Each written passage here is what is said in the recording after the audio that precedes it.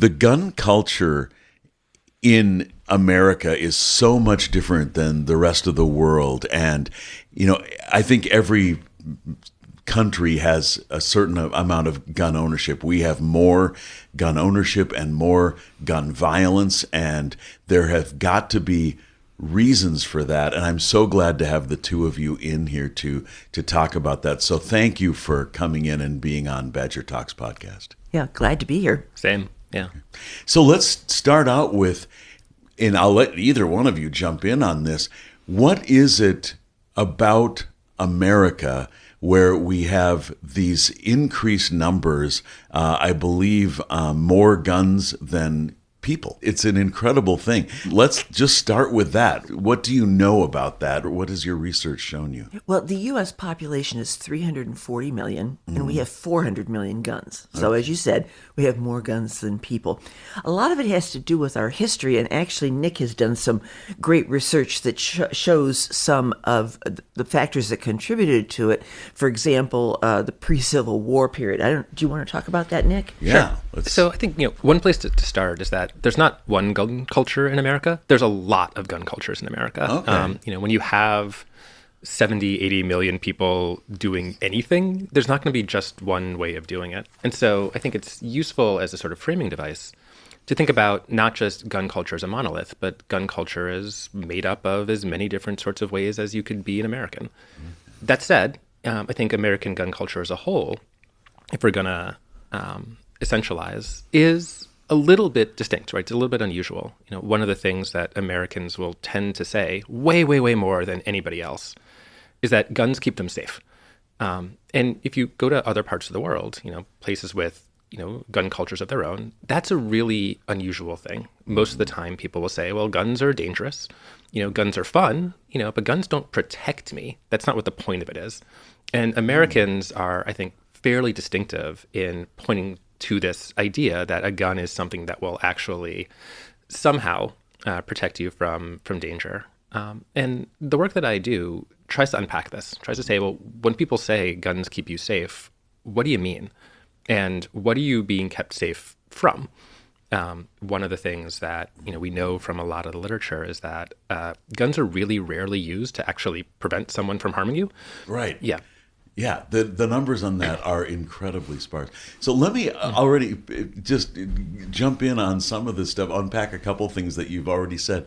You said when 70 to 80 million people are doing something, does that mean out of our 340 million population, the 400 million guns are owned by 70 to 80 million people? That's right. That's right. Yeah. Wow. So everybody owns 5, 6, 8, 10 guns. Well, when you hear the 400 million figure, it sounds like everybody owns a gun, but that's not true at all. Right. Actually, 60% of real American men do not own a gun. Mm-hmm. So they're the gun collectors who have 20 guns or something like that. Okay. And that's how we account for the 400 million guns in America. Okay. And that's one of the gun cultures, I suppose, is people who don't ever intend to actually use these things, or maybe they do in the in the backyard or something, but they're not thinking so much as of safety. They're more collectors.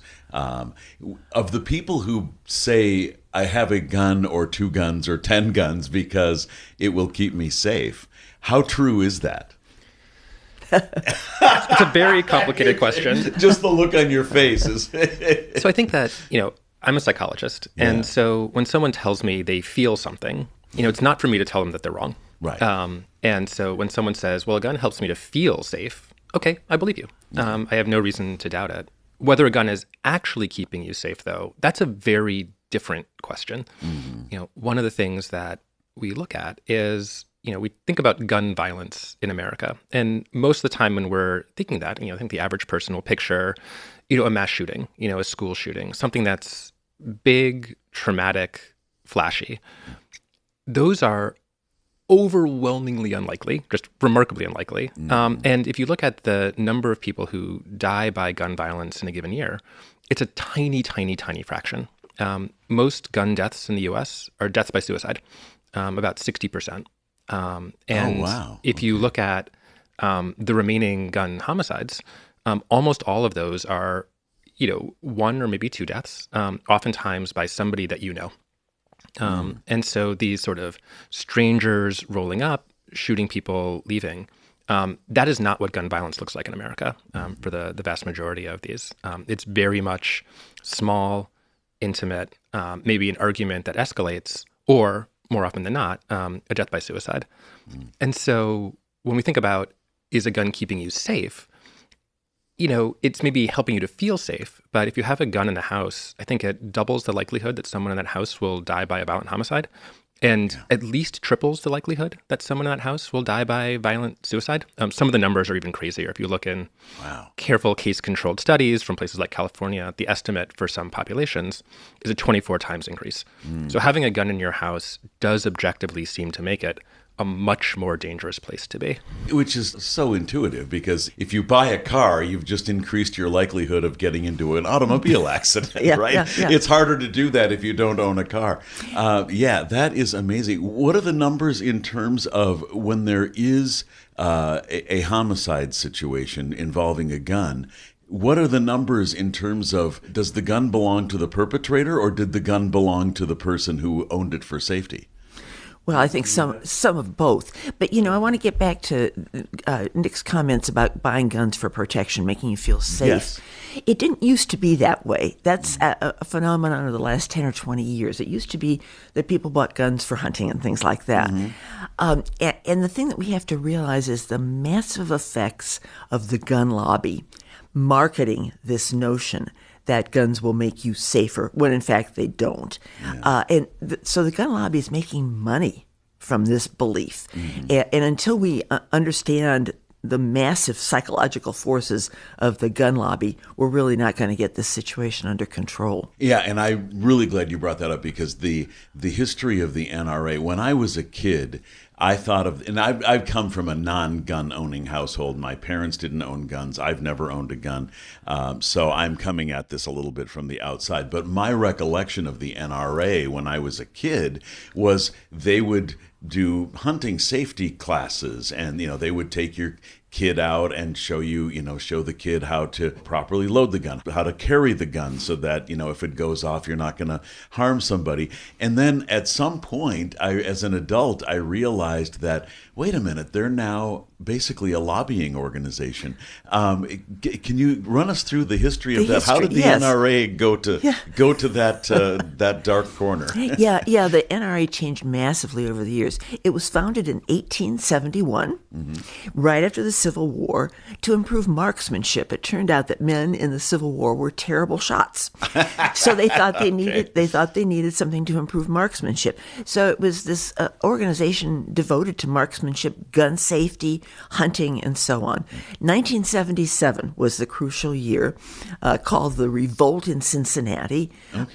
Two factions had emerged in the NRA at that point. One was the traditionalists, who wanted to continue with gun safety and hunting and so on. But there was a new wing, the Second Amendment hardliners, who wanted nothing to get between them and their guns. And the hardliners won. And ever since, the NRA has been an incredible lobbying organization, cowing state legislators into not passing gun safety laws, cowing the U.S. Congress into not passing things like an assault weapons ban. 90% of Americans favor an assault weapons ban, but we don't have one. Right. And it's because of that lobbying. Wow. Is that lobbying, I imagine it takes many forms, but is it primarily in the form of campaign contributions? Hey, we'll give you $5 million to get reelected, but you have to vote our way? Or are there other tools that the NRA is using as well? Right. A little bit of it is campaign contributions. They have a tremendous number of lobbyists who talk with legislators. I've been testifying in hearings, not in this state, in Missouri, where there's a gun lobby person sitting right at the end of the group hearing our testimony. So their presence is just overwhelming. And if you don't do what they want, they will put somebody up against you in the next election who will do their bidding. What is their power level now and their influence level now, the NRA, as opposed to 10 years ago, 20 years ago? Is it increasing, decreasing? Do you see a trend? They've had some scandals, and I know people who have quit the NRA. Their Wayne LaPierre resigned in disgrace, and they've had accounting problems and so on. So the NRA is maybe not quite as powerful, but there are other organizations like the Gun Owners of America, the GOA, which is even more radical in working for gun rights. And there are the sellers, the manufacturers and sellers, and they're part of this lobbying force too. Right.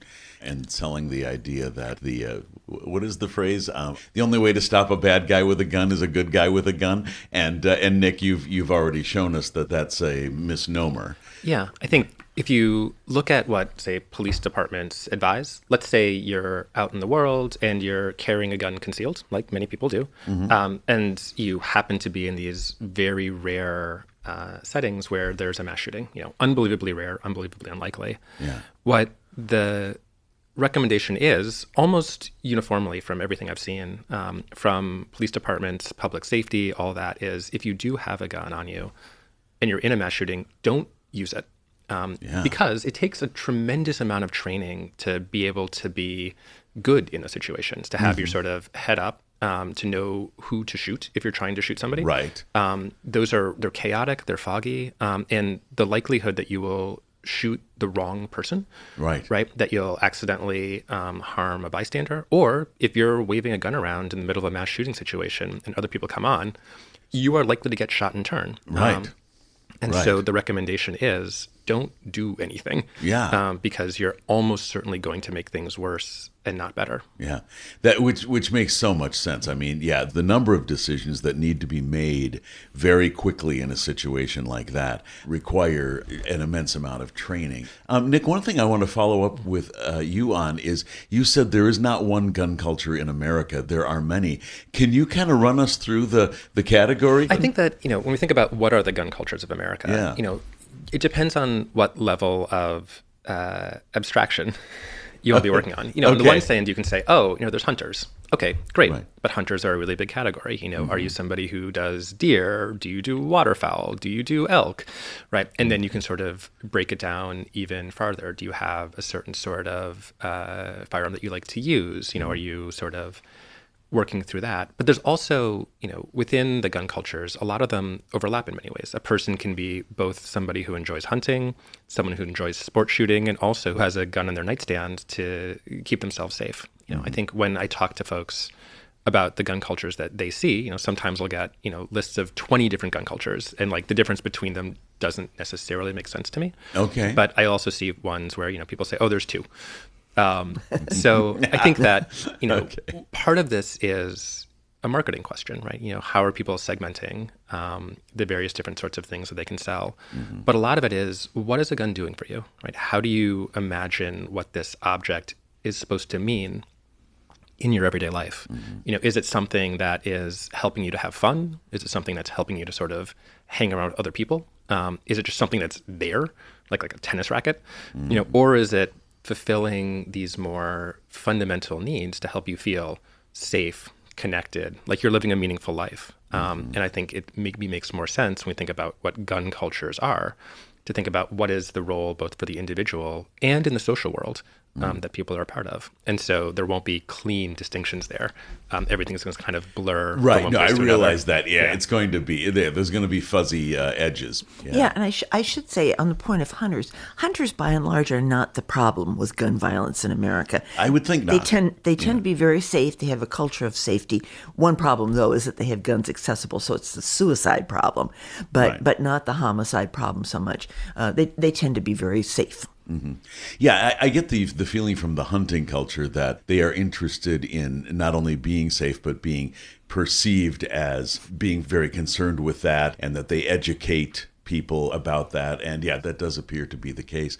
What is it about, and I think that this is something that you both are very uniquely qualified to answer. We've identified some things about America that make us different from other countries in terms of the number of guns and the amount of gun violence. We've talked about the gun lobbies and the way that they get into people's heads. But are there other things about Americans that make us uniquely inclined toward buying multiple guns and actually using those guns and experiencing gun violence in all its many forms? So I can say there's sort of two ways to think about that.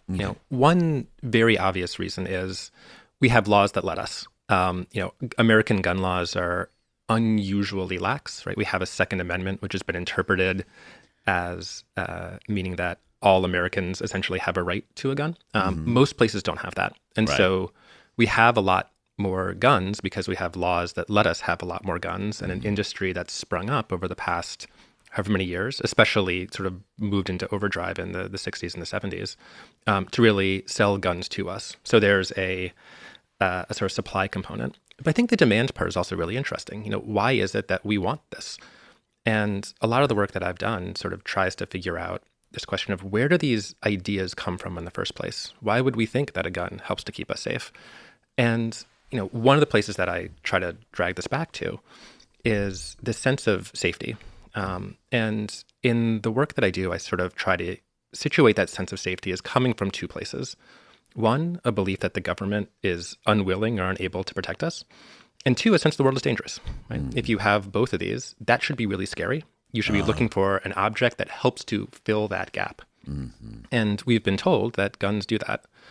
And one of the places where we see this idea that guns are the thing that protects us, that keeps us safe in a dangerous world, that sort of steps in and allows us to fulfill the roles of a government, is at the end of the Civil War. And so I'm going to do a little bit of history. Yeah, please. I'm all about the history. Yeah. That's where it all comes from. The Civil War is an unbelievably destructive war. Yeah. Right? At the end of it, the South is in complete and total ruins. Yeah. It's also one of the very first wars that are fought with industrialized guns. So gunsmithing before the Civil War, largely artisanal, right? You have people sort of making guns one at a time, two at a time, three at a time. And in the years before the Civil War, they finally start to master the idea of industrial production. So you can have lots of guns that are much better, much more accurate. Yeah, rifled barrels and all kinds of technological, And so this means that everybody has a gun. Yeah. Everyone has a good gun. And, when you look to the Civil War, to the South, at the end of the Civil War, you have a lot of people who are very well armed coming back into a society that is in complete tatters. There's a stat that I've seen quoted, which I still can't wrap my head around. If you go to Alabama in even the 1880s, so a few years after the war, you count up all of the farm machinery, all the industrial machinery that's existing. You count up the value of the guns. The guns are worth more.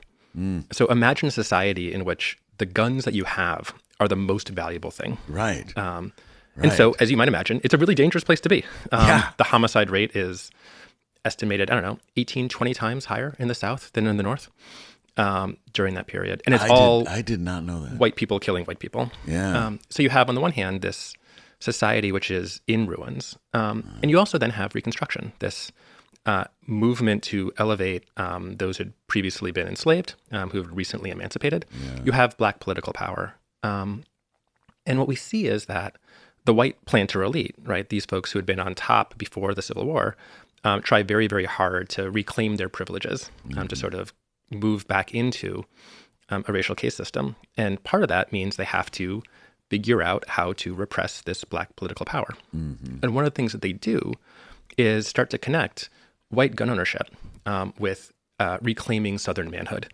And this is a movement which we hadn't seen a whole lot of before the war, this idea that a gun can protect not just, your farm from hogs or whatever, that your gun can also protect who you are from a government that's unable to protect you. And so you have this crystallization of the idea that a gun is a psychological tool, which seems at least partially rooted in this movement by a bunch of white supremacists to repress Black political power. And so we've been sort of tracing this idea through time. One of the things that we find is that if you were in a southern county that had either high rates of enslavement before the war, so where you had the sort of specter of Black political power, or even if you elected a Black legislator during Reconstruction, these are the places in the South that still today have the highest rates of gun ownership, and where gun ownership is most tightly tied to the idea of safety. Okay. And then as white Southerners left the Confederacy, a lot of them did, right, and they sort of moved into the rest of the country, we think that they brought these ideas with them. And so you can actually trace where do people move using census data. And those places where white Southerners moved after the war, these are the places in the North that have the highest rates of gun ownership. And even today have the most militant sorts of gun ownership, those folks who are the most interested in owning a gun because it's their political right. And so we think that, at least in part, this idea that a gun keeps you safe is formed in a movement at a specific time in a specific place and is carried throughout the rest of the country, sort of priming the ground so that people are like, oh, I know this. This feels familiar. Okay. And so when all of a sudden the gun industry is like, hey, guns keep you safe, well, that sort of triggers a kind of cultural memory, which we are potentially especially likely to want to pick up. Okay. Oh, that historical context is very clarifying. Thank you. Well, and actually, I'd like to go back even a little farther in history. Please, because everything Nick says is correct. But one of the questions is, why do we have a Second Amendment in our Constitution? Other constitutions don't have it. It's not considered in other nations. It's not considered a fundamental right to have guns.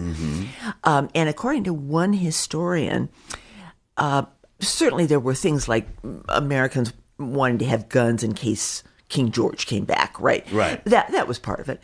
But a lot of it had to do with representatives from the South who were Southern slave owners who had to have guns to keep down slave rebellions.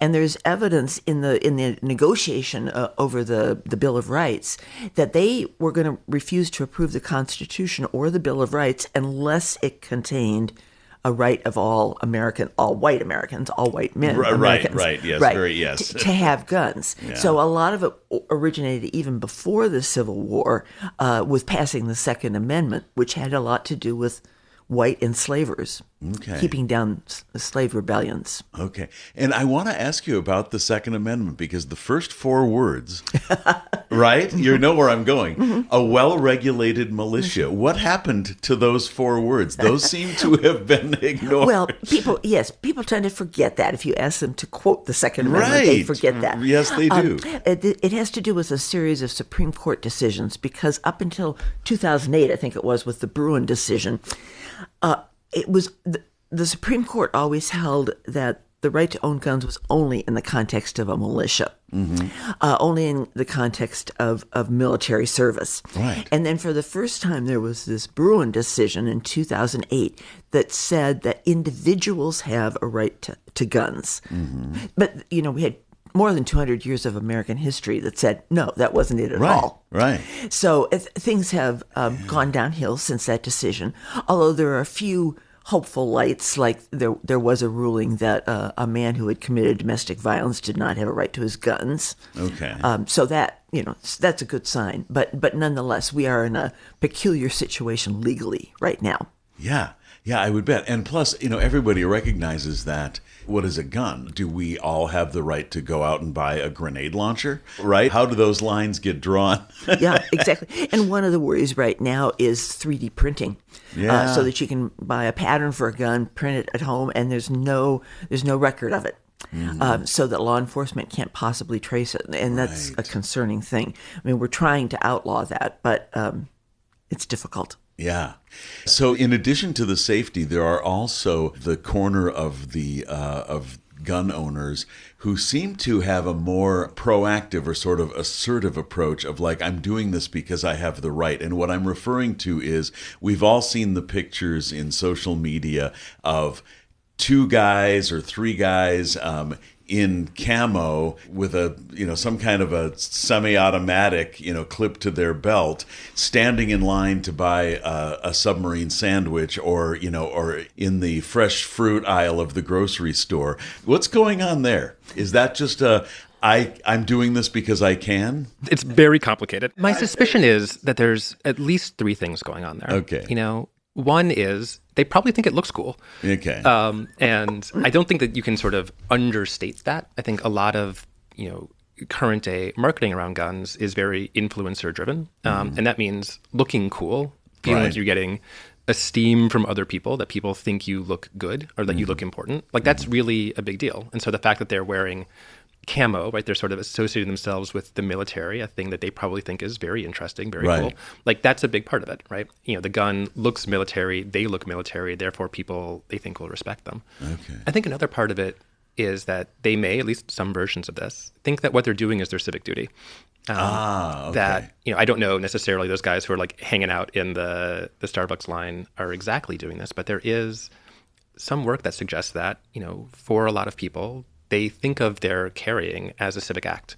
What they're doing is they're protecting their community, mostly the people they care about, against an uncaring, dangerous world. It comes back to this idea that one of the things that we've told ourselves is that if the world is dangerous, if the institutions of security aren't there to protect you, well, you've got to step up. Okay. And so what they may be doing is, I'm protecting my people, and are they? Excellent question. Right.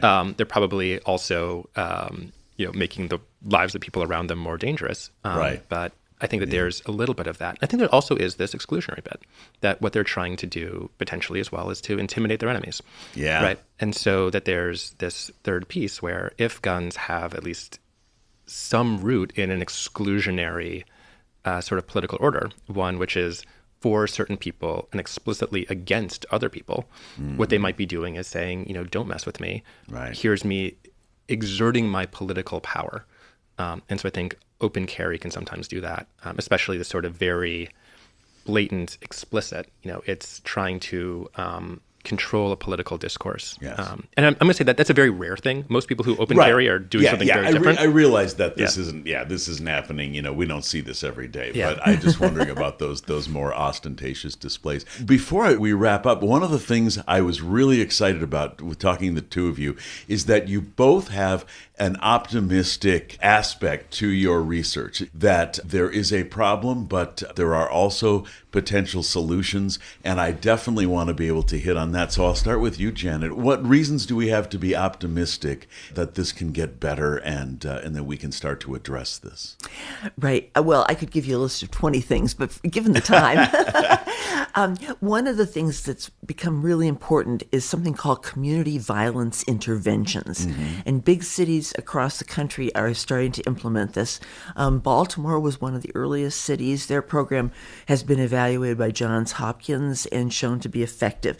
It's a complex problem, but what you do in a big city is hire a bunch of staff who are called violence interrupters. They become friends with kids, adolescents, in neighborhoods that have high rates of gun violence. They learn to negotiate among those kids, get them to talk, to resolve a dispute rather than shoot each other. They provide all kinds of social services, like how you get a job, and some counseling. Some of these kids are terrifically traumatized too. I bet. So actually, the state of Wisconsin, with Tony Evers, established an Office of Gun Violence Prevention for the whole state. So people have access to that. And that's some of the best work we can do, is to work with individuals who are at risk of committing gun violence. Okay. Yeah. I think, building on that, when we think about where gun violence is, oftentimes it's in the home, and oftentimes it's something like a suicide. Yeah. Right? That guns are extremely effective at helping people to commit suicide. Most attempts that somebody tries with a gun, succeed, for lack of a better word, Right. Whereas other forms of attempted suicide often don't. Right? It's usually about 50%. For guns, it's upwards of 90. And so when we think about how do we start to intervene on those sorts of deaths, there's definitely things that research suggests can help. The most effective is to make guns harder to get access to. Suicide is something that oftentimes will sort of have a wave type form. You sort of feel it sort of crests, and then if you don't act on it immediately, oftentimes that urge will ebb. So people who attempt suicide often don't attempt it again if they live. And so making a gun ever so slightly less accessible, so locking it up, leaving it unloaded, storing your ammunition separately. Separately, right. What that does is it makes it just that much harder to put all the pieces together, so that if you're in distress, if you're really, sort of feeling this urge, even a minute, 2 minutes, something as small as that can help you remember all the reasons why it's actually important to live. Right. And so, helping people to understand where the dangers are, or if you're in the middle of an argument, say with somebody, giving yourself that 20, 30, 40 seconds to sort of breathe, Yes. to maybe not escalate it, can be really important. And so if you have a gun that's incredibly accessible, say that is unlocked, that's loaded, it becomes easier to act on these urges. And anything that helps us to sort of take those moments, reflect, seem to have real measurable consequences. So storage is one of the places where I know a lot of the work that I see out of public health is really focusing on, right? How do we make it so that people don't have this incredibly dangerous thing incredibly accessible for them to use, or for someone to just come by, potentially accidentally use. Right. So things that treat a gun with the sort of respect it's due, as a dangerous object, seem to be important. And one of the important legal tools we have here are red flag laws or extreme risk protection order laws. Wisconsin does not have one. Wisconsin is kind of in the middle in terms of strength of gun regulations. But a red flag law allows law enforcement to temporarily remove firearms from a person who's deemed a danger to themselves, that's a suicide, or to others. And, this is so obvious. Law enforcement ought to be able to do this, important tool for them. So every state really needs to have a red flag law. And some people complain that it doesn't use due process, but it does, because you have to go to a judge to get the protection order. Of course, yeah, that makes sense. Wow. Yeah, and of course, when we think about gun violence, we think of school shootings and we think of robberies and things like that. And I think that the suicide aspect is sometimes not given enough attention. So thank you both for bringing that up. Is there anything that either of you would like to say about the research or whatever that I just haven't asked the right question to get to and you'd like to make known? I can give you a couple of Wisconsin numbers. Please. Every year in Wisconsin, 493 people die by suicide by gun. 493 people. Yeah. But it's often, covered up. It's not reported. People are embarrassed about it. But those are deaths that are completely preventable. Yeah. Okay. Wow. Sobering. Nick, anything? I think that, it's just to reinforce, when we think about gun violence, we're often thinking about the things that are flashy, the things that, get a lot of media attention, but that most aspects of gun violence are everyday. And so things that we do as everyday people, I think, have a really important role to play in bringing those numbers down, right? Nobody wants these numbers anywhere near as high as they are. Right. I think right now, guns are the leading cause of death for children under the age of 18. Yeah, which is shocking to me. More than car crashes. At one point, that was automobile accidents, was it not? Yeah, right. And it got passed up. Wow. And so, having guns around makes it much more likely that a gun is going to be used. Yeah. And so, things that we can do to make guns less accessible can bring really, really, really high numbers down. I mean, the American rates of death by gun violence are so much higher than anywhere else in the world. We're talking 10, 15, 20 times higher than anywhere else. Yeah. We have so many more gun deaths because we have so many more guns and because we have so many more guns that are accessible. Yeah. And so these are, I think, utterly preventable, totally needless deaths. And so things that we can do to make guns harder to use in the moment will help us quite a lot. People are not using guns to ward off robbers. That never happens, almost never, right? Those are things which we think about a lot because we see them, in the media. We, see it, like say on Law and Order, if people are still watching that, or any of the other spinoffs. But those are not common, anywhere near as common as somebody in your household using that gun to harm themselves. So realizing where the risks are can help us to sort of orient to what the key steps are to bring these numbers way down. Yeah, people I've heard so often, especially in my line of work as an audio engineer, that people are like electrons. They take the path of least resistance, and if there's a gun right there, it's going to make a difference. The last thing I want to ask is just real quickly. This is all very heavy stuff. What do you both like to do for fun? Do you have hobbies or sports or anything that you like to do in your spare time, Janet?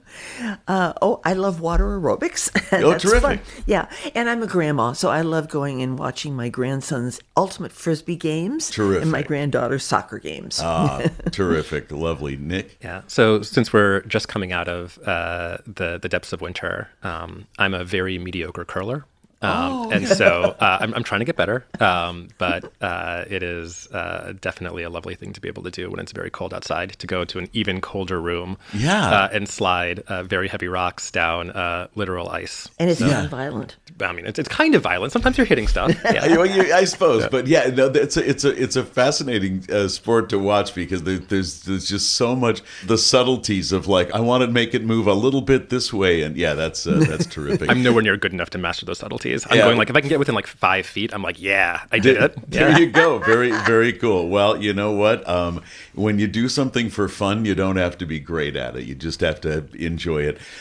Janet Shibley Hyde, thank you so much. I really appreciate your work and research. And Dr. Nick Buttrick, it's been such a pleasure to have you both on. And I know a lot more now than I used to. And I would like to have another conversation at some point. But this has been very informative. Thank you both. Yeah. Thank you for having us. Thank you for having us.